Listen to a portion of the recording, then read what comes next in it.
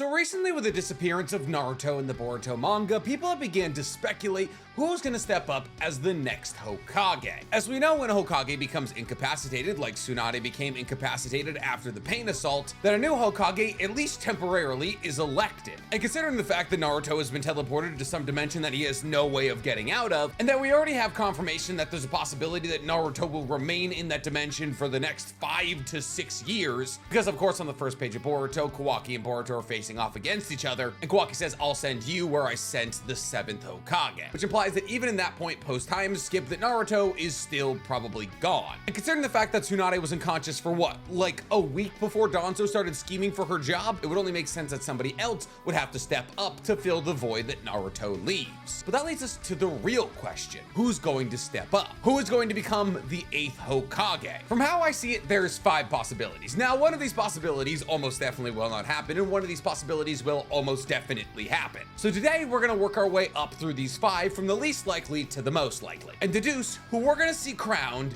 as the 8th Hokage. The repercussions of who becomes the 8th Hokage could have massive implications for what's coming down the line in Boruto's story. But more than anything today, I want to talk about worthiness. What these 5 individual characters have done during the blank period and during Boruto's timeline to deserve becoming the Hokage. And my pick for 8th Hokage might just surprise you. But before we get to, I guess, ranking or explaining anything, guys, please, for me, like this video, subscribe to the page, and hit that noti bell. And if you like the sound of my voice ranking and explaining things, guys, go ahead and follow my other YouTube channel, The Weeb Commander, where instead of talking about Naruto, well, I talk about any other anime. And if you just like hearing me talk about anime, then go ahead and follow my brand new podcast, Otaku's Anonymous, where me and Danny Mata break down everything that happened in anime this week. So, the Hokage. Even in a temporary capacity, it is the most important job in Konoha. You not only serve as the last bastion of defense for your village, you also have the power to make every single decision in Konoha, because the hidden villages are not democracies. They're not even oligarchies. The hidden mist villages are dictatorships. And you may say, no, they're not dictatorships, because you associate dictatorships with negative feelings. It's exactly what they are. The title of Kage is either elected by a council, passed down from one to another, or just seized. But when it comes down to it, how you got the title doesn't necessarily matter. So long as you hold on to the title of Kage, anything you want to do in your hidden village, you can do. Now, well, obviously, most Kage do have advisors. Like in Konoha, there was Danzo and Homura, and nowadays it's Kakashi and Tsunade. Either village elders who have been around for a long time and therefore either have a lot of information or a lot of respect within the society, or previous Kage who stick around in an advisory role. So as it currently stands, somebody like Naruto has 4 or 5 advisors. There was the 2 village elders that advised Hiruzen and Tsunade and Kakashi, who were a part of Hiruzen's original ninja group with Danzo, whose names are Homura and Koharu, Tsunade and Kakashi as the 5th and 6th Hokages, and then Shikamaru, who isn't so much Naruto's counsel, but his personal aide. Now, Shikamaru doesn't necessarily sit on the Konoha advisory board, but as Naruto's personal aide, he's always advising him in things to do. However, with the disappearance of Naruto, it'll be up to this board of advisors to elect the next Hokage. The real question is, who will they choose? Well, like I've already stated, there's 5 possible choices. So let's go ahead and get started with the least likely choice. Coming in at number 5, we have Konohamaru. Now, the reason that people believe that Konohamaru would be a good candidate for the next Hokage is because he's been talking about being the Hokage for as long as Naruto has. Konohamaru is about 4 to 5 years younger than Naruto, which is why he always saw Naruto as a big brother. And since he always saw Naruto as a big brother, he wanted to aspire to things that Naruto was aspiring to, like becoming Hokage. And quite honestly, before all of the events of Naruto made Naruto Ninja Jesus and beloved by everybody in Konoha, Konohamaru had a substantially better chance at becoming the Hokage, as Konohamaru not only hails from one of the oldest families in Konoha in the Sarutobi, but is also directly descended from the 3rd Hokage, Hiruzen, as Hiruzen was his grandfather, and both of Konohamaru's parents served in the Anbu protecting Hiruzen. And within the confines of just Naruto and Naruto Shippuden, assuming that one day the Konohamaru could become Hokage wasn't crazy. I mean, as far as 11 to 12-year-olds in Shippuden went, Konohamaru showed the most promise. But the real problem with Konohamaru becoming Hokage is that he's basically the same age as Naruto. Like I said, there's about 3 to 4 years between them. So assuming that Naruto was going to have a long run as a Hokage, unfortunately, that would basically tick out the clock for Konohamaru. However, that was assuming that Naruto was going to have a long run as Hokage, which as of this moment,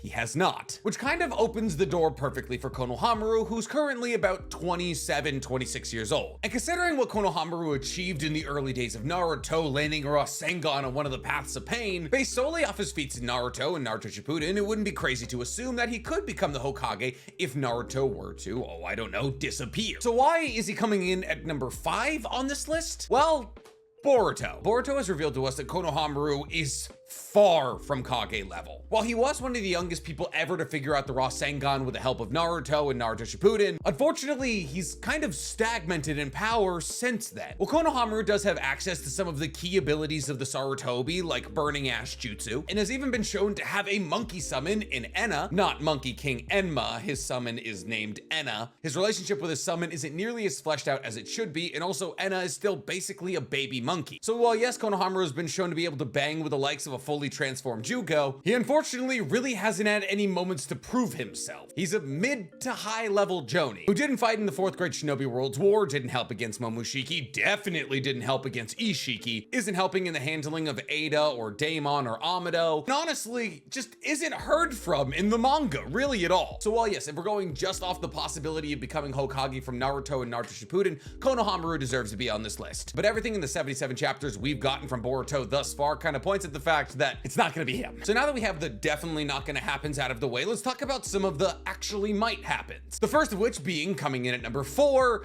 is Shikamaru. See, Shikamaru becoming Hokage I really don't think would surprise anyone. He was the only Genin to be made a Chunin from Naruto's round of Chunin exams. He led the group of Genin in the Sasuke retrieval arc. The Ina-Shikacho trios have been tied to Konoha as long as the Sarutobi. He's the current head of the Nara family. His child in Shikadai is the most likely next Kazekage, as the Kazekage role actually operates more like a monarchy, being passed between the family, which is why I went from Rasa to Gaara, but Gaara doesn't have any children, but Tamari has children in Shikadai. This is actually one of the large reasons that Gaara was given an adopted son in Shinki, so that Shinki could become the next Kazekage and that the next Kazekage wouldn't be born in Konoha and Shikadai. But still, the fact that he has a familial relationship with the Kazekage family is kind of a big deal. I don't know why we couldn't have just given Gaara a wife. There's a whole light novel about Gaara trying to find a wife, but in reality, she's in love with somebody else. They try to kill him, and then they both just die at the end. Or does he let them go? It's been a while since I've read Gaara Hiden. Gaara's just such a single gay dad. He's got his cactus farm. He's got his son. He's living happily. He doesn't need anybody else. Back to Shikamaru. Shikamaru also has a lot of the things that Konohamaru doesn't have, like the fact that Shikamaru was heavily involved in the 4th Great Shinobi World War. And while his father, Shikaku, was the one operating the headquarters and doing a lot of the planning for the Shinobi Alliance,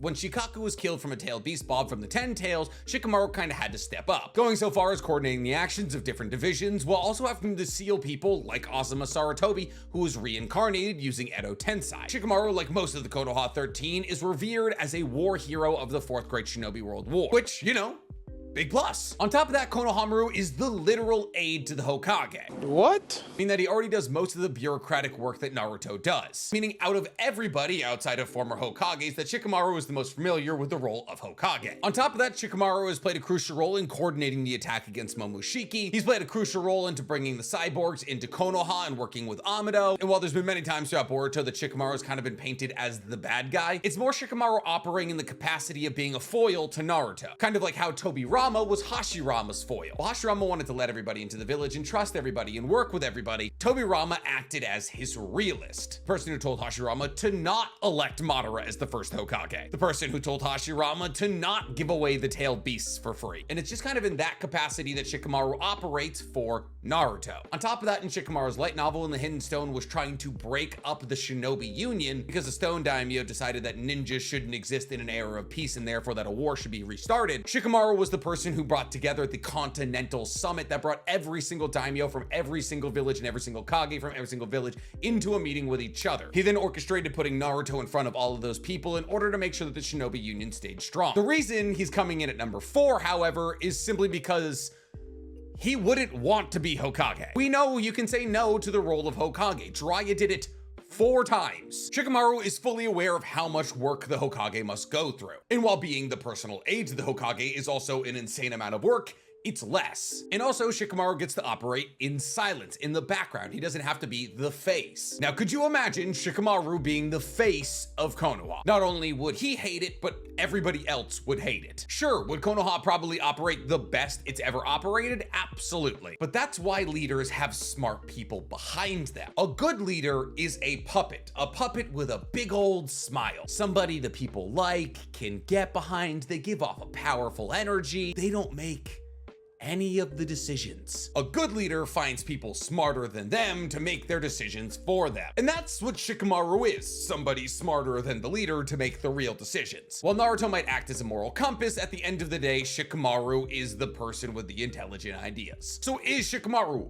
absolutely capable of taking on the job? Yes. But would he? No. So he's at number 4. Coming in at number 3, we have somebody who is not only qualified, but also would probably take the job if offered. Because at number 3, we have Sakura. Listen, I want to put her higher too, but I have my reasons. See, Sakura, very similarly to Shikamaru, is absolutely a war hero. Not only was Sakura involved with a myriad of different missions with Naruto and Sasuke, and Naruto and Sai, and Naruto Shippuden, Sakura took her real step forward in the 4th Great Shinobi World War, where after training with Tsunade, a previous Hokage, and mind you, having a previous Hokage as sensei goes a long way when you're being elected as a new Hokage. Hiruzen was trained by Tobirama, Tsunade was trained by Hiruzen, Minato trained Kakashi, Kakashi trained Naruto. The role of Hokage is deeply mired in nepotism. But anyways, back to Sakura. After mastering the Byakuya seal in mitotic regeneration from Tsunade, Sakura's durability and stamina went through the roof. Tie that into the fact that she was able to summon Lady Katsuyo, and when it came to chakra reserve, stamina, and durability, she was up there with Naruto. Also tie that into her attack power and speed being some of the highest in the entire verse. As it currently stands in Konoha of people who aren't cyborgs,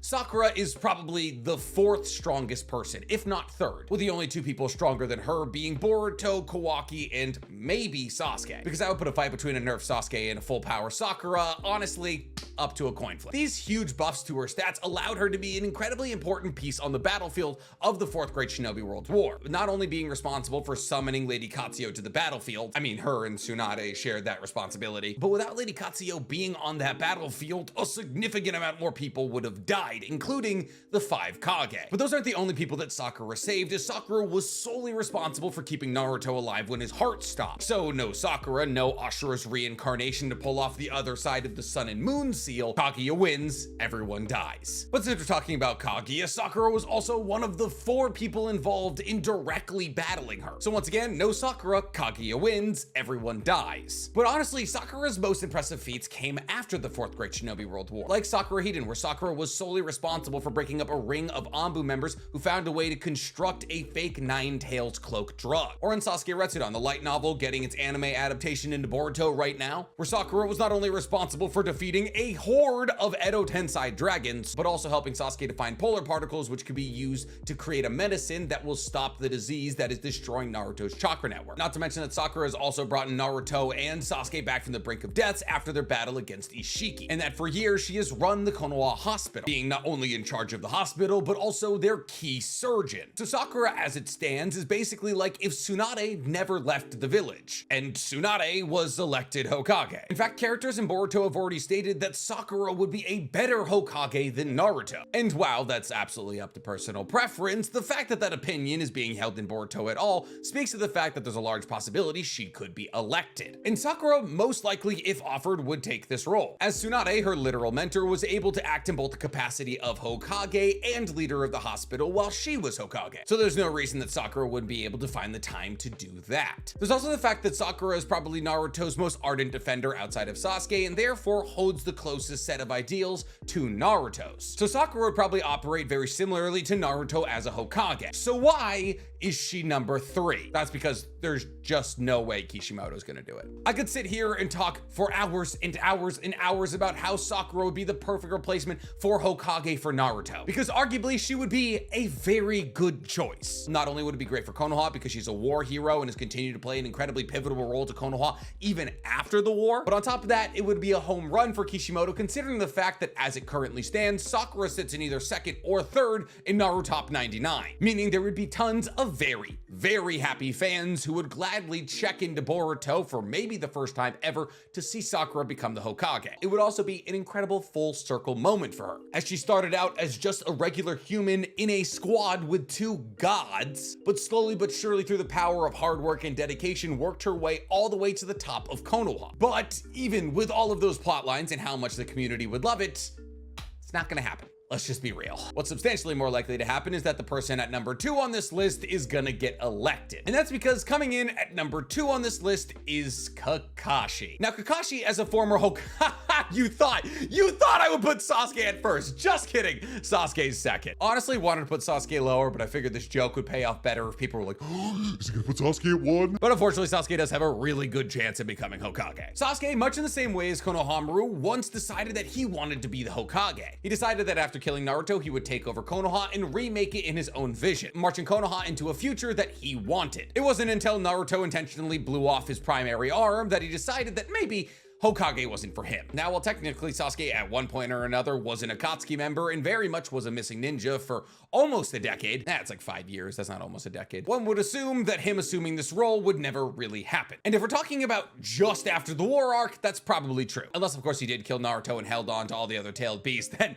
there was really nobody there to tell him that he couldn't be Hokage. But the Boruto manga and all the light novels that Sasuke has had, it really shows that the public perception of Sasuke has changed dramatically. And honestly, this makes sense. After all, Sasuke was responsible for half of sealing Kaguya, which through no fault of his own does technically make him a war hero. Now, sure, he tried to dash all that goodwill right out the window the second it was given to him, but the fact that Naruto forgave him allowed him to come back into the good graces of Konoha, where he would operate in a Shadow Hokage sense for both Kakashi and Naruto. Really, the first time that we see Sasuke operate as the Shadow Hokage is when a huge chunk of the moon is falling towards Konoha in the last. Now, Konoha is trying everything that they can to destroy this huge chunk of moon. Rock Lee and the Suicide Corps, a group of people he's trained in the 8 gates, all activate to the 6th or 7th gate and slice this meteor in half. However, there's still a very large meteor heading towards Konoha, and Kakashi's kind of just sitting there and watching it as it's about to destroy everything that he's built. It's at this point that Sasuke shows up and slices the meteor into millions of bits, making it look almost easy, which would canonically be the second time he's saved Konoha, with the first being Kaguya. There's then, of course, the fact that with the power of the 6-Tome Rinnegan, Sasuke's been hunting down the Otsutsuki since the war ended, making him pretty much the only bastion of information about their ongoings to Konoha. And since the Shinobi Union now exists, Konoha is sharing this information with everybody. So the only reason that the world is as well informed about the Otsutsukis as they are is Sasuke. There's also, of course, Sasuke Retsudan, where Sakura and Sasuke work together to get polar particles to heal Naruto. But even more than that, there's the fact that Sasuke and Naruto were basically running the ones with Momoshiki in their base forms. And that without the likes of Sasuke, Naruto probably would have had all of Kurama pulled out of him by Momoshiki. It was Sasuke with his space-time ninjutsu that was able to teleport Boruto and the other Kage to Momoshiki's location, not only saving the worlds, but also the Hokage of Konoha. Now, was Sasuke technically useless against the Ishiki? Yes, but he was more useful than anybody else could have been outside of Naruto. And also, when talking about Sasuke, you have to talk about the plot lines associated with Sasuke. Sasuke is Naruto's best friend and his Shadow Hokage. Now, usually when a Hokage dies, it's the Shadow Hokage who steps up. Tobirama stepped up for Hashirama, Jiraiya was supposed to step up for Hiruzen, so on and so forth. And while I think for the same reason that Sakura being elected Hokage, a lot of people would check back into Boruto to see Sasuke become Hokage, the reason I have Sasuke at number 2 is kind of a combination of Shikamaru and Sakura. One, I think if offered the role of Hokage, I'm not entirely sure if Sasuke would take it. See, of course, there was a point in Sasuke's life he wanted to become Hokage, but Naruto made him realize that Naruto was better suited to become the Hokage. So I don't know if out of respect for Naruto, if Sasuke would actually step up to become the Hokage. On top of that, just for plot reasons, I can't see it happening with Sasuke, because Sasuke is still needed out and about in non-Hokage capacity roles. I think currently his importance isn't in an office and it's more on the battlefield, or at least within the capacity of either trying to find Naruto or training Boruto, which we're all pretty sure that he's going to do because Boruto, when meeting against Kawaki on the battlefield that was Konoha, had not only Sasuke's headband, but also his sword. So the real question becomes, who will become the next Hokage? And unfortunately, the answer is a little bit boring because coming in at number 1 is Kakashi. Kakashi's only been removed from the role of Hokage for what, 7 or 8 years? Sure, he's probably in his early 50s, but he's still incredibly strong. With thousands of copied jutsus, mastering purple lightning, he's still being sent out on incredibly important missions like what happens in the Steam Ninja Scrolls. He threw hands with Kashin Koji, who was like Jiraiya, but stronger. And for all the reasons that Sasuke and Sakura are war heroes, Kakashi is absolutely a war hero, as he was the only person outside of Naruto who was able to speed blitz Kaguya. But Kakashi has something that